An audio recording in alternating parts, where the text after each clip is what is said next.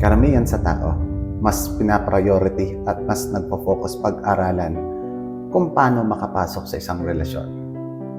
Pero mangmang at hindi pinag-aralan kung paano kumalas sa isang relasyon. Meron tayong tinatawag na law of detachment. Ito yung punto na wala na siyang positibong magandang ambag na bibigay sa buhay mo. Mas lamado na yung lungkot at sasaya. Yung temang bang hindi ka na napapakinggan, yung value mo hindi mo na nakikita, yung mga sakripisyo at pagpapahalaga mo sa kanya, hindi na bumabalik sa'yo. Pag nandiyan ka na sa sitwasyon na yan, sumibat ka na. Ano pang ginagawa mo? Inuubos mo yung sarili mo. Piliin mo yung taong ikaw din ang pinipili. Kaya ikaw, ayaw mo ako pansinin. Ayaw mo na sa akin. Eh di bahala ka sa buhay mo.